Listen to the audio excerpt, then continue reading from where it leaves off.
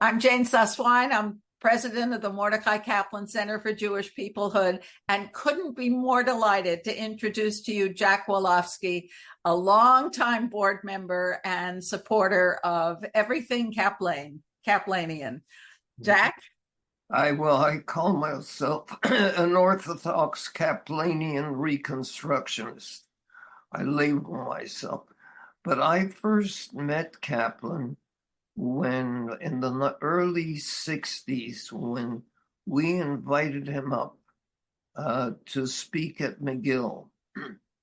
I had never met him before, but he was known to our Rabbi Levi Becker. And he was there. We brought him to McGill, and there were a group of Haredim who came to prevent him from speaking and to harass him. And he did such a job of putting them down and silencing them that I was impressed. Levi invited me to have a cup of coffee with Kaplan. And so I had a chance to actually meet him face to face and talk with him. But he was more interested in trying to influence Levi to reconvene a Sanhedrin because of Levi's experience in the World Jewish Congress and having connections in Europe and in Asia and in the Caribbean, and which Levi really at his age didn't feel like doing. But I was so impressed, and that's when I became a Kaplanian, Orthodox Kaplanian. I was very impressed. He then came to our official opening in 1967 of our synagogue, and that was the year Montreal had the World Fair.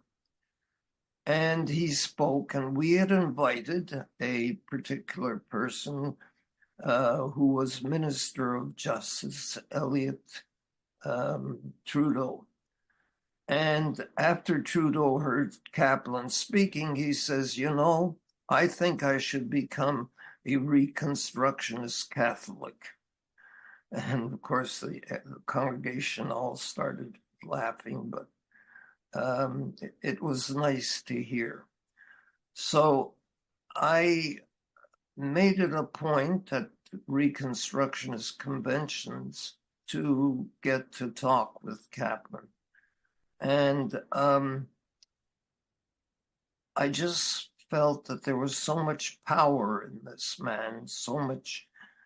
And but right after the founding of the college, he moved to Israel. We went to visit him there, and I brought one of our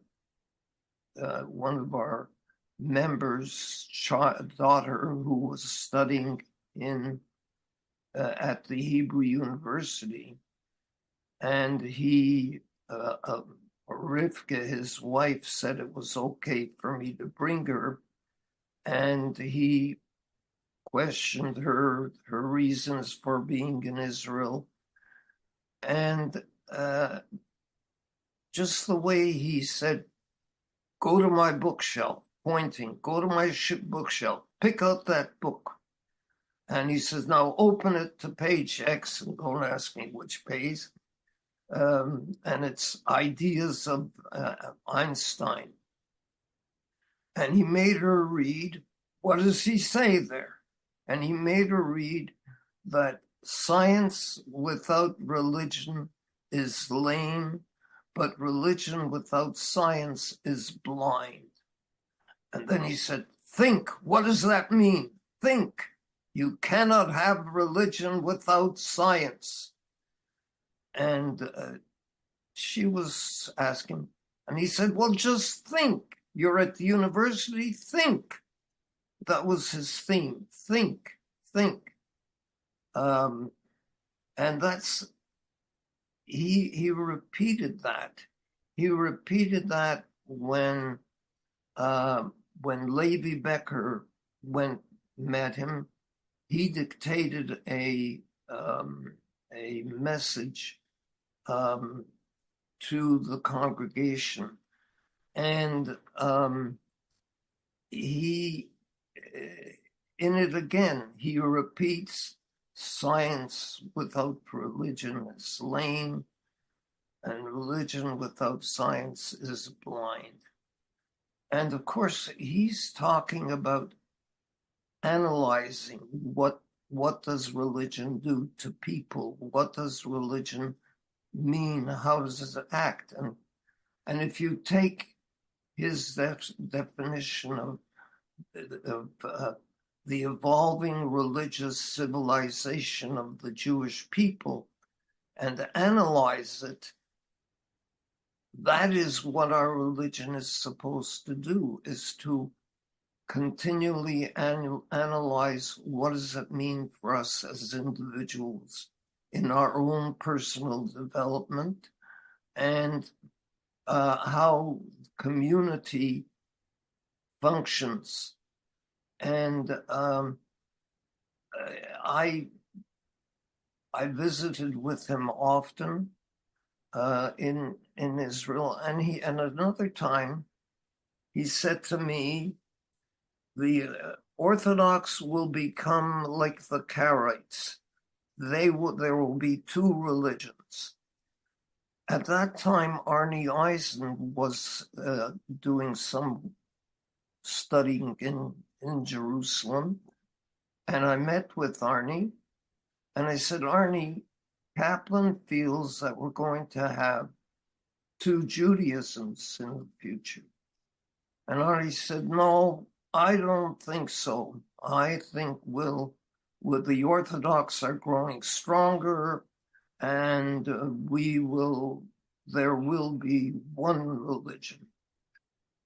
I said, okay, we'll see. And if you recall, Jane, when Arnie was talking at the center, I asked him the same question. He said, no, I still think I'm right. There won't be two. But you know what? There are articles appearing in the Devoir, not Devoir's, my God, the Israeli paper suddenly goes, Haaretz, I'm thinking of France, Quebec, Haaretz, and they are carrying articles, we are now two different Jewish people. And so you see there, Priescent, the man senses it, his study of what Judaism is, how it functions. We are happy in our diaspora. The majority of people in the American diaspora are not going to make Aliyah. A true Zionist will be the one who makes Aliyah. We are cultural Zionists. We're not true Zionists in the terms of someone who's going to make Aliyah. But and I think that we have to be aware. Augie Sam, I think was his name. I've got it in my article letter that I was writing. In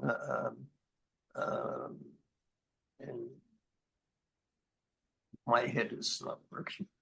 It's all right. But he's at home in America, you know. So are you saying, Jack, that a true Zionist must make Aliyah? Absolutely. The definition? Yeah. So what do you call those of us who are supporters of Israel, maybe Culture. its government? Yeah, but we have to fructify each other. We have to But, Timitzion Hotetze Torah, we should be, but what's coming out of there right now is not Torah. That's not, when we're cutting down trees, these people don't understand what's going on. So this is 8 pages of writing. But I brought a young man to meet Kaplan. One of our trips, we decided we would do a bread and breakfast with the Dati family. And I got into an argument on Reconstructionism and Orthodox Judaism. And the son, when he was alone with me, he said, I don't believe in God. My father's God is not mine. But I'd like to know more about Reconstructionism. So I said, would you like to meet Kaplan? And I brought him to Kaplan with Rivka's permission. And Kaplan was trying to explain the idea of God and what God is supposed to mean for mankind. He started to argue about his father's God. My father's God crossed the seas, opened the seas, brought us out of Egypt, and Kaplan finally got frustrated, took his cane, banged it down on his table and said, you can have any God you want, but you can't have the Jewish God, unless you have the Jewish people. And that was it. He finished talking. He was pretty well close to 100 by that time. And this young man walked out of there and I had to explain to him what Kaplan was saying, the Jewish people. But, another thing, I presume you've all heard the story which Manny told me many times about Manny and when Manny was Manny Goldsmith I'm talking about. When Manny was a counselor at Camp Sedgwin, and Kaplan was there for a few months in the summer.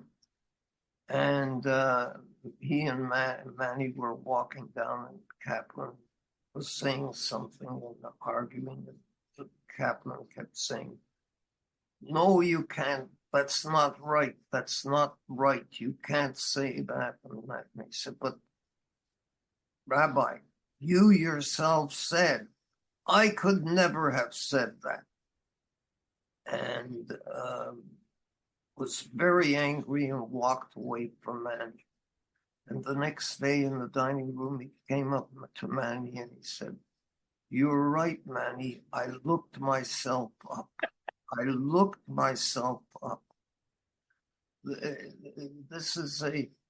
I have a copy of a talk which Neil Gilman gave on Kaplan. I don't know if you have it in the files. We can send it to us and we'll put it there. Yeah, and in it he talks about Kaplan teaching a course, or started and gave all the students. No, I'm not going to repeat it. I'll send you Send it to us. I'll send it to you. Do you have the talk? Another thing I would like to mention, and this I've discussed many times with Manny Goldsmith, that Kaplan would have liked, in a sense, almost to have eliminated the word God. because so he had to reaffirm the term because we've been using it. And I think it's there, and I argued this many times with Manny Goldsmith in his introduction to Judaism as a civilization. Because I'm not a linguist, but when I ask people what he, in this dedication to his father, what he's saying is his father was his leader, his teacher, but also kept him from going off the track.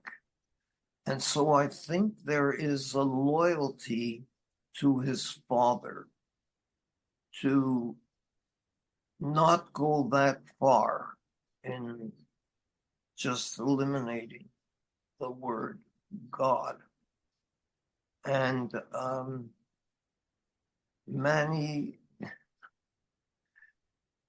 we had many arguments about it, and at some points Manny would say, maybe you're right, maybe you're right. But so far we haven't found a way to get over it. So I would like to get over it. I think they're beautiful. There's beautiful literature. And that's another thing that Kaplan talked about. He refers to, I don't have it, it's all in my notes that disappeared. He refers to Isaiah, in which Isaiah says, in the name of God.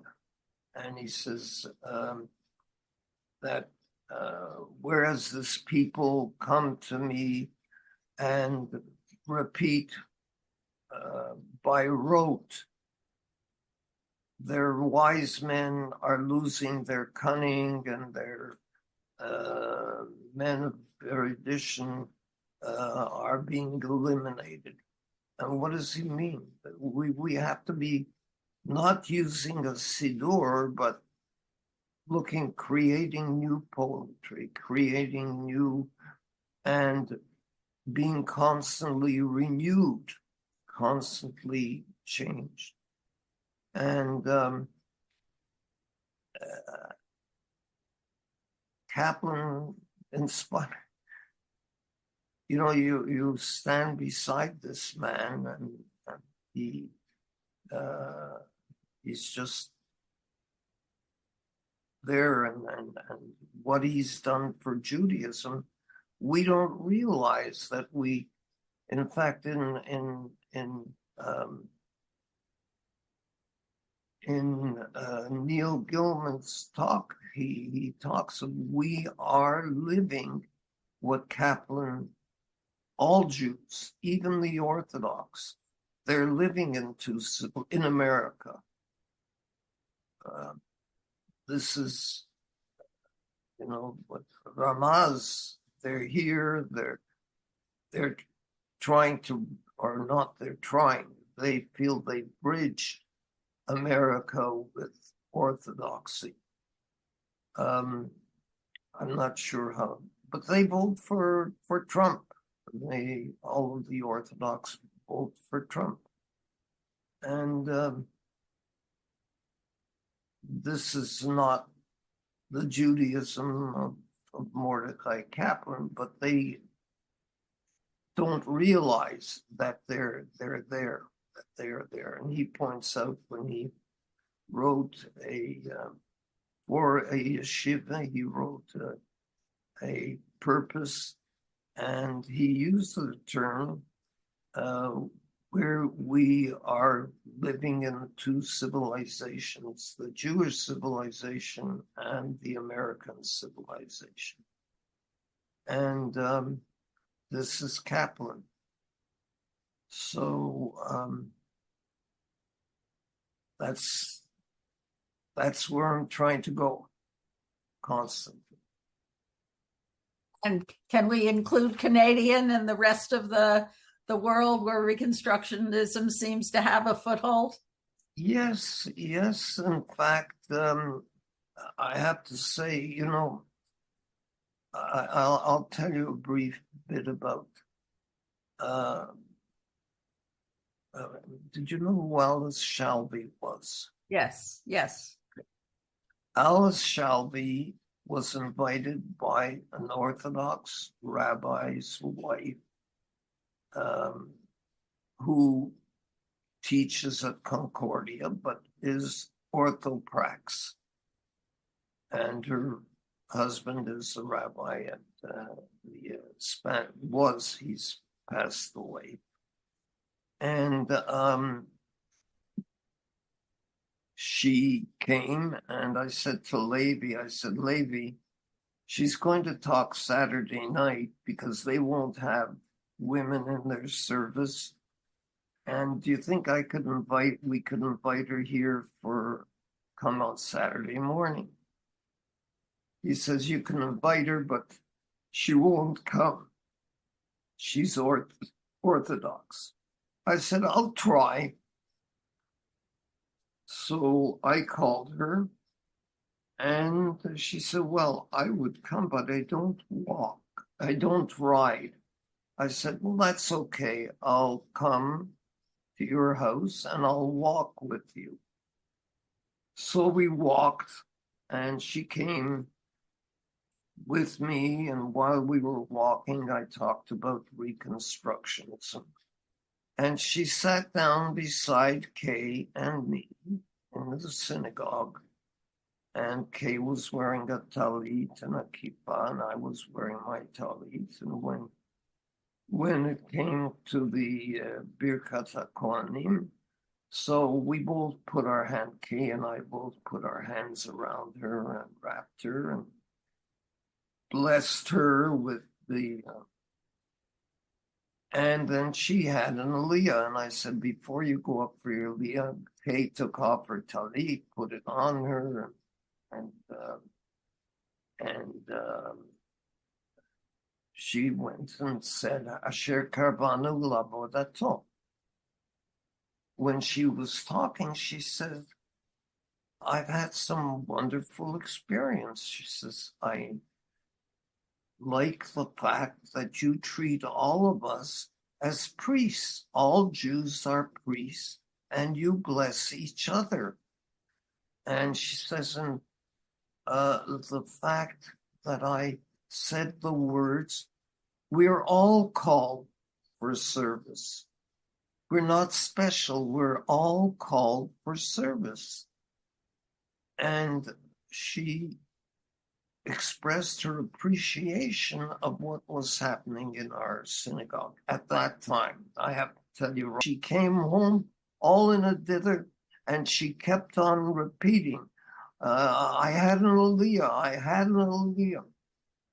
And I didn't think anything of it, but about my last trip to Israel, I tried to reach her. She was in England speaking, and I got her the last night I was there. And I said, by the way, this occurred probably in the 1970s. No, 60s, sure. Ron Egan wasn't with us. I called her and I said, my name is Jack Wolofsky, and I don't know if you remember. She says, Jack Wolofsky, how could I forget you? You changed my life. I love it. That's what the word she used. You changed my life. Well, she did. She left the Orthodox. She became a teacher at the conservative JTS. She, and I have to remember her name, it's written down, started with the women at the wall and became involved with the women at the wall. So I guess, and I said in my paper that I wrote, I said, this was Kaplan through Levi Becker to me. It's not me. You're a transmitter. That's it. It's So this is Kaplan. This is what he has changed people's lives. I must tell you, he changed my life as well. In 1968, he spoke in Cambridge, Massachusetts, and my Hillel rabbi took me to and our group to hear him, and it changed the direction of my life as well. Yeah, because I would not be a synagogue goer because I was not. My father was not. My grandfather was involved in many synagogues and was made honorary president for life at the Talmud Torah but he was a very special man. When Arnie Rackless was a student and we had a convention or a graduation maybe, and Arnie led the service. And when he started the Torah service, he said, let's dance with the Torah. And he said to the audience, like, who would like to? The first one that came up was Kaplan. And Kaplan started dancing with the Torah. I could not do it. It's not within me. Levi Becker said, I can't do it. But Kaplan did it. Kaplan was able to get up, and so he practiced what he preached, the Mishnah, and he said when the rabbis were talking about building a fence around the Torah, and the argument was, but if we build a fence, then we will stop creativity from happening. Kaplan broke down that fence. Kaplan said all of Jewish experience and is Torah, and we have to learn it.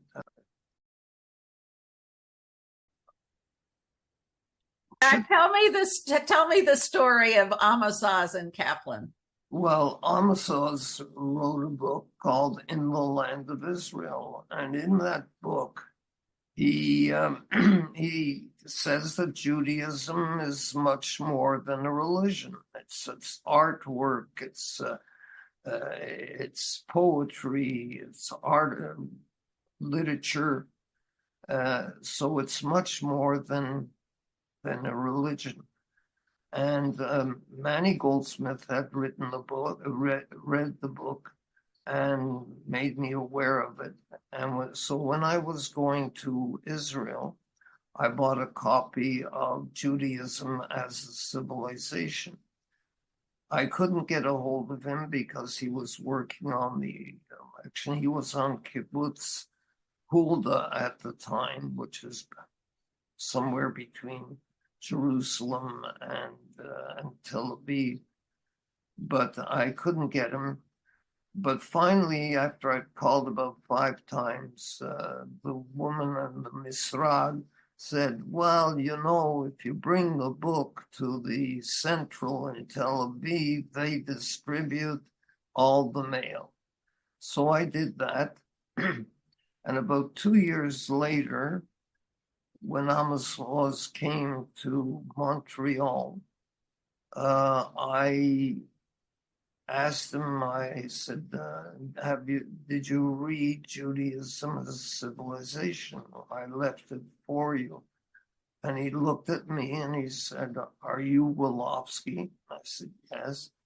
He said, not only did I read it, but my son has this asthma, and we spent a year in Colorado, and I taught the university students there and I use Judaism as a civilization as my text.